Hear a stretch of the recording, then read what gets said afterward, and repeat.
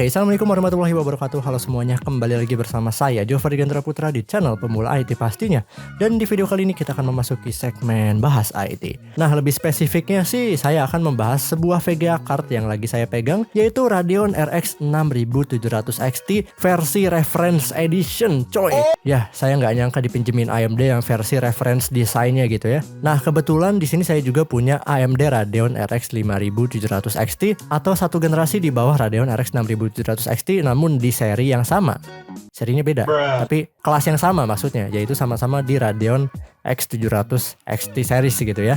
Cuman beda generasi aja. Namun untuk yang Radeon RX 5700 XT di sini adalah versi yang dari ASRock Challenger D ya. Dan ya satu lagi di atas sana ada Radeon RX 580 4GB dari Power Color yang sebagai bonus aja. Kenapa bonus? Karena saya nggak bisa compare maksimal untuk si RX 580-nya karena ya kalian bisa tonton video sebelumnya. RX 580 ini artefak, jadi saya nggak bisa compare atau bisa dibilang nggak bisa ngetes full ya dari performa RX 580-nya. Jadi ya sebagai bonus aja lah bisa dibilang. Ya BTW AMD Indonesia terima kasih banyak telah meminjamkan Radeon RX 6700 XT versi reference design karena saya seneng banget. Oke, kita bahas dulu si Radeon RX 6700 XT versi reference edition ini. Radeon RX 6700 XT merupakan penerus dari AMD Radeon RX 5700 XT. Kedua GPU ini menggunakan arsitektur yang berbeda, di mana RX 6700 XT ini menggunakan RDNA 2 yang lebih baru, sedangkan Radeon RX 5700 XT masih menggunakan arsitektur RDNA pertama atau RDNA aja gitu ya. Nah, arsitektur RDNA 2 ini membawa berbagai peningkatan pastinya, seperti performance per watt yang lebih baik, dukungan ray tracing, dan fitur Infinity Cache yang bisa meningkatkan bandwidth memori.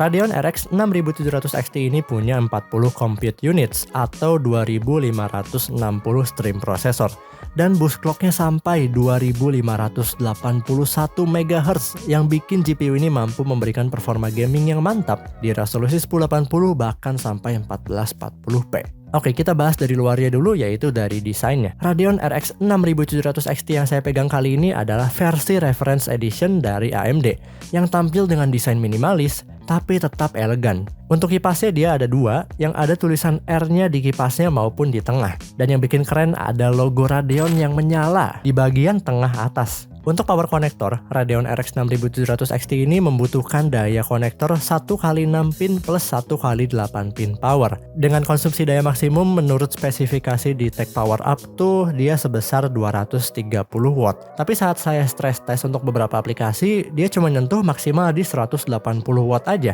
Jadi bisa dibilang ini mungkin masih ada headroom lagi untuk bisa di overclock lebih tinggi lagi si GPU clocknya. Di bagian output sama seperti Radeon RX 5700 XT atau kakaknya, terdapat 1 kali HDMI 2.1 dan 3 kali DisplayPort 1.4a. Lalu untuk interface PCI Express, dia pakai PCI Express generasi keempat kali 16. Oke, kita bahas spesifikasi lengkap dari Radeon RX 6700 XT, dan sebagai pembanding saya bandingkan dengan Radeon RX 5700 XT, Radeon RX 6600, dan Radeon RX 580. Oke, berikut adalah spesifikasi lengkap dari Radeon RX 6700 XT versi reference. Dan sebagai pembanding saya bandingkan dengan Radeon RX 5700 XT tapi yang dari ASRock Challenger D.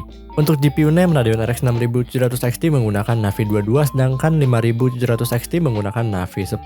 Untuk shading units atau compute units di sini sama persis ada pada 40 atau 2560 shading units. Cuman bedanya si RX 6700 XT ini 40 compute unitsnya udah mendukung ray tracing dibandingin RX 5700 XT yang belum mendukung ray tracing sama sekali. Lalu untuk base clock di sini terlihat perbedaannya yang sangat jauh gitu ya. Sekitar 800 MHz lebih kenceng ya untuk base clocknya dari si 5700 XT. Untuk game clock dan juga boost clocknya juga sangat jauh perbedaannya. Bahkan si 5700 XT di sini nggak nyentuh 2 GHz sama sekali gitu ya. Lalu untuk memory clock juga lebih tinggi, yaitu ada pada 2000 MHz atau 2 GHz. Lalu untuk VRAM di sini lebih besar juga sebesar 12 GB, 4 GB lebih besar dari si 5700 XT.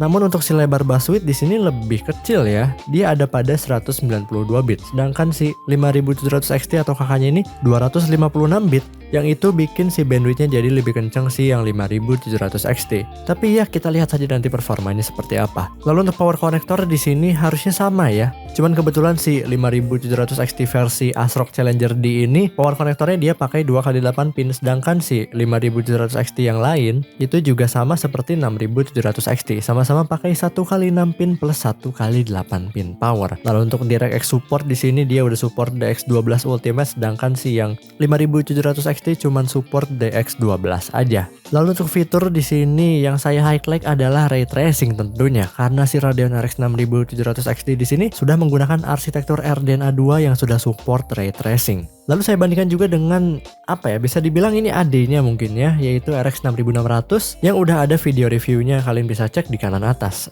Untuk arsitektur GPU sama-sama RDNA 2, tapi di sini bedanya si 6600 pakai codename Navi 23, sedangkan si 6700 XT pakai codename Navi 22. Lalu untuk shading units juga tentu saja lebih banyak, base clock juga lebih kenceng, game clock juga lebih kenceng, dan boost clocknya mirip-mirip. Lalu untuk memory clock lebih kenceng, VRAM lebih besar, bus width lebih lebar, bandwidthnya tentu saja lebih kenceng, PCI Express juga pakainya yang kali 16, dan power connector dia pakai tambahan 1x6 pin lagi, sedangkan si 6600 cuma 1x8 pin aja.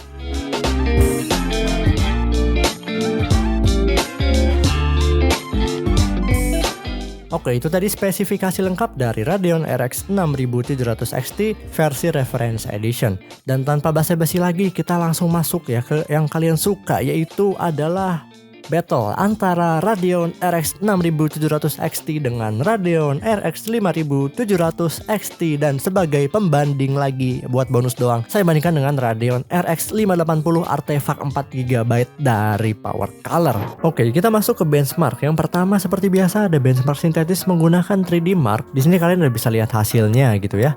Radeon RX 6700 XT pasti lebih unggul dari semuanya jika dibandingin sama 6600, 5700 XT, 580, bahkan Radeon Vega 7 yang ada pada Ryzen 5 5600 GT. Baik untuk 3D Mark Firestrike maupun 3D Mark Time Spy. Namun untuk 3D Mark Steel Nomad di situ tidak nampak perbedaan yang signifikan antara 5700 XT dengan 6700 XT di 3D Mark Steel Nomad yang berat ya, bisa dibilang bukan yang light, yang pakai ray tracing. Saya nggak tahu kenapa perbedaannya nggak terlalu signifikan, mungkin bisa saja dari software ya yang belum dioptimalisasi gitu ya. Sehingga untuk benchmark 3D Mark Steel Nomad yang setahu saya dia pakai ray tracing, tapi kenapa perbedaannya nggak terlalu jauh gitu ya sama si 5700 XT. Jadi kayaknya si ray tracingnya nggak terlalu kerja gitu ya, walaupun ini udah ada RT Core-nya. Lalu untuk 3D Mark Steel Nomad yang light di sini perbedaan performanya cukup signifikan antara 5700 XT dengan 6700 XT.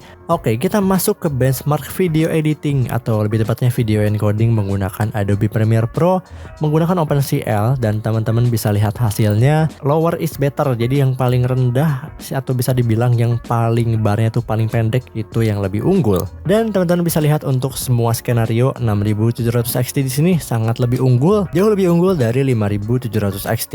Namun teman-teman bisa lihat di Full HD 24 dan 30 FPS. Di situ tidak nampak perbedaan 6700 XT dengan 6600. Ya bisa jadi ini karena pengaruh CPU juga, jadi sehingga si 6700 XT-nya juga tidak bisa bekerja secara maksimal. Tapi di sini juga terbukti bahwa encoder di RDNA 2 tuh juga sudah cukup kenceng untuk menangani skenario video editing atau video encoding dibandingin dengan RDNA yang pertama. Bisa dilihat dari perbedaan antara 6600 dengan 5700 XT. Walaupun secara skor gaming dan juga 3D Mark gitu ya, si 5700 XT-nya ini lebih unggul dari 6600, tapi untuk video editing karena encoder 6600 ini lebih baru, jadinya dia lebih efisien dan lebih kenceng untuk proses video encoding dibandingin si 5700 XT-nya di sini. Dan kalau dibandingin 6700 XT dengan 5700 XT di sini perbedaannya sangat jauh banget gitu ya untuk semua skenario. Namun untuk dibandingin sama 6600 ya, si 6700 XT-nya ini jauh lebih unggul dari 6600 jika skenario video encodingnya tuh yang berat-berat kayak Full HD 60 FPS, 4K 24 FPS, 4K 30 dan 4K 60. Karena skenario tersebut butuh GPU cores atau bisa dibilang shading units yang lebih banyak untuk memproses video encoding yang lebih berat tersebut agar lebih cepat diselesaikan. Jadi untuk yang ringan-ringan kayak Full HD 24 atau Full HD 30 tuh nggak beda jauh sama si 6700 XT-nya. Karena ya dia nggak butuh banyak banget shading units gitu ya. Lalu ada Blender Cycles di sini. Saya coba Classroom dan BMW saja seperti biasa. Teman-teman bisa lihat di situ ya, sangat jauh perbedaannya untuk skenario di BMW yang pakai ray tracing maupun yang tidak kalau dibandingin sama 6600 maupun 5700 XT. Di sini enaknya kalau punya RT Core atau ray tracing gitu ya pada GPU-nya untuk proses rendering cycles pada Blender, karena gampangnya cycles itu pakai ray tracing gitu ya. Jadi walaupun 5700 XT secara raw performance dan GPU cores atau shading units itu lebih banyak dari 6600, tetapi jika si 6600-nya ini dinyalain si RT core-nya atau bisa dibilang pakai hip RT ya, atau bisa dibilang pakai ray tracing gitu gampangnya, dia bisa mengungguli Radeon RX 5700 XT. Dan bahkan kalau dibandingin sama 6700 XT gitu ya, yang sama-sama memiliki 40 compute units, tapi dia karena lebih kenceng untuk si GPU clock dan lain sebagainya, VRAM-nya lebih gede gitu ya, lalu dia punya ray tracing, jadinya proses rendering cycles menggunakan ray tracing atau akselerasi hip RT-nya ini kalau dinyalain bakal jauh banget lebih kencang dari si 5700 XT dan lebih kencang dari 6600. Tergantung skenario tertentu. Contohnya Classroom di sini yang notabene tuh lebih berat dari BMW karena shading unitsnya itu lebih banyak 6700 XT dibandingin 6600 ya. Dia proses encodingnya tuh jauh lebih cepat dibandingin si 6600 gitu ya.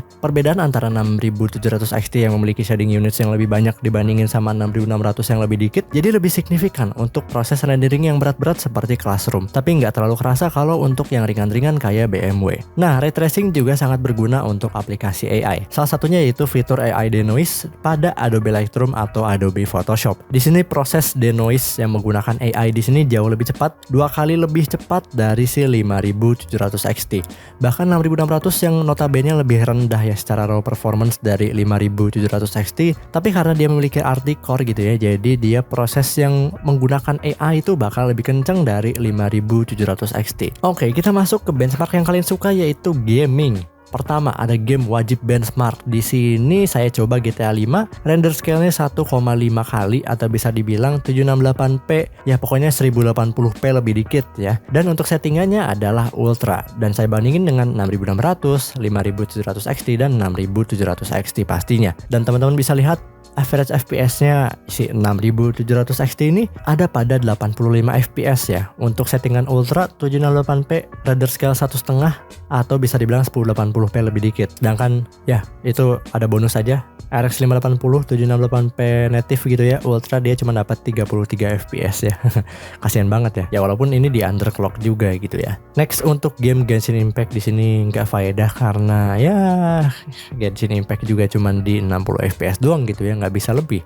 Rata-ratanya sama semua kecuali si RX 580 di sini cuma nyentuh 55 FPS pada highest 768p render scale 1.0 atau native. Oke, untuk PUBG Steam di sini mohon maaf teman-teman karena keterbatasan CPU mungkin ya. Saya yakin si 6700 XT-nya ini bisa lebih gitu ya performanya. Tapi walaupun sedikit bottleneck dengan CPU, perbedaan performanya dengan 6600 dan 5700 XT juga cukup kerasa gitu ya. Average FPS-nya untuk 6700 XT di sini ada pada 110, sedangkan si 6600 93 FPS dan 5700 XT cuma 95 FPS dan juga 580 apalagi cuma 51 FPS gitu ya.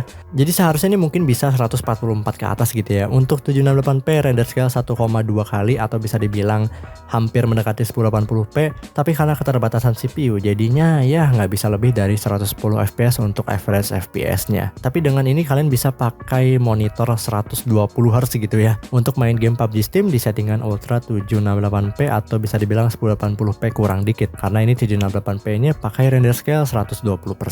Ya lagi-lagi mohon maaf teman-teman karena saya nggak punya monitor 1080p atau 1440p, jadi saya nggak bisa ngetes secara maksimum gitu ya. Tapi untungnya ada banyak game yang support upscale gitu ya, jadi bisa render scale-nya diubah gitu ya, jadi bisa ngubah atau bisa dibilang hampir mendekati 1080p bahkan 1440p. Oke, next ada Shadow of the Tomb Raider di sini. Ya, teman-teman bisa lihat performa Radeon RX 6700 XT di sini untuk settingan ultra 768p. Nyalain ray tracing aja, dia average FPS-nya ada pada 86 FPS, di mana itu setara dengan 5700 XT yang nggak pakai ray tracing. Dan perbedaan performa antara nyalain ray tracing dengan tidak tuh nggak terlalu signifikan. Teman-teman bisa lihat 6700 XT-nya di situ. Kalau nggak nyalain ray tracing, average-nya ada pada 105 dan kalau dinyalain ada pada 86. Sedangkan si 6600-nya di sini hampir setengahnya lebih lambat ya kalau dinyalain ray tracing-nya. Ya wajar sih, ini ray tracing generasi pertama gitu ya, agak ngos-ngosan. Ditambah 6600 di sini kan dia itu cuman memiliki 28 compute units gitu. Tapi ya ini bisa dibilang mungkin karena pengaruh CPU lagi, mohon maaf ya teman-teman. Di situ terlihat average FPS antara 6600 dan 6700 XT-nya nggak terlalu jauh gitu ya. Untuk settingan Ultra 768p tanpa nyalain ray tracing. Jadi ya harusnya ini bisa lebih kencang lagi kalau pakai CPU yang lebih kencang kayak Ryzen 5 atau Ryzen 7 sekalian gitu ya, 5800X3D yang khusus untuk gaming. Dan ini bukti lain kalau CPU saya tuh bikin bottleneck ada pada game War Thunder di situ ya. Perbedaannya nggak terlalu signifikan walaupun ada perbedaannya, tapi saya yakin ini harusnya bisa lebih kencang lagi untuk si RX 6700 XT-nya. Karena average FPS-nya nggak terlalu jauh untuk settingan di Movie 768p untuk benchmark tank dan juga benchmark modern battle. Lalu game yang lagi baru rilis ya, lagi rame sekarang yaitu Black Myth Wukong. Di sini average FPS-nya belum optimal aja bisa jadi gitu ya. Saat nyalain ray tracing di settingan high 768p di situ 6700 XT-nya hanya mendapatkan 25 FPS. Ya mungkin antara belum optimal atau ray tracing generasi pertama juga pada Radeon ini belum sanggup untuk main game seberat ini. Dan ya ini juga pakai ray tracing yang rata kanan gitu ya di very high. Mungkin kalau pakai ray tracing yang di bawahnya bisa lebih kencang lagi. Oke, kita masuk ke GPU efisiensi dari si Radeon RX 6700 XT-nya. Kita lihat dari average GPU temperature dulu ya. Untuk si 6700 XT-nya di sini saat proses main game PUBG Steam gitu ya, dia itu rata-rata GPU temperaturnya ada pada 71 derajat Celcius, sedangkan si 5700 XT-nya cukup panas ada pada 82 derajat Celcius. Dan untuk hotspotnya juga ya average-nya ada pada 106 derajat Celcius gitu ya untuk si 5700 XT, sedangkan si 6700 XT-nya cuman di 82 derajat Celcius aja. Kenapa bisa sepanas ini? Karena si 5700 XT-nya ini rata-rata GPU powernya itu nyentuh 129 watt gitu ya. Jika dibandingin sama 6700 XT itu cuman 115 watt aja. Walaupun sama-sama tinggi, tapi teman-teman bisa lihat maksimum GPU powernya si 6700 XT cuma nyentuh sampai 140, sedangkan si 5700 XT kadang nyentuh sampai 200 watt gitu ya. Ini bukti bahwa arsitektur RDNA 2 selain bikin kenceng juga bikin makin efisien, karena ya tadi ya performance per wattnya juga lebih baik 6000 series atau RDNA 2. Oke, kita analisis di sini memori usage-nya pada saat main game PUBG Steam. Di sini 768p render scale 1,2 atau hampir 1080p. Dia makan VRAM 5,4 GB sampai 5,6 GB. Di sini nggak terlalu berpengaruh ya VRAM-nya, 12 GB tuh nggak kepake semua karena ini main game cuma 1080p gitu ya. Dan untuk core clock-nya, GPU clock-nya di sini sesuai spesifikasi, bahkan melebihi spesifikasi ya. Kenapa melebihi spesifikasi? Karena dia itu tertulis untuk game clock-nya ada pada 2,4 GHz. Game clock itu bisa dibilang core clock yang sering diraih atau dicapai GPU gitu ya pada saat dia bermain game. Tapi ternyata pada saat main game PUBG dia itu core clocknya nyentuh sampai 2,5 gitu ya, dimana itu udah nyentuh boost clocknya. Bang, ngapain main game PUBG 1080p doang gitu ya, kan ini untuk main game 1440p. Oke deh, kita main game GTA 5. Di sini saya coba settingannya render scale-nya cuman diubah ya. Yang pertama ada 1,5 kali atau bisa dibilang 1080p lebih dikit.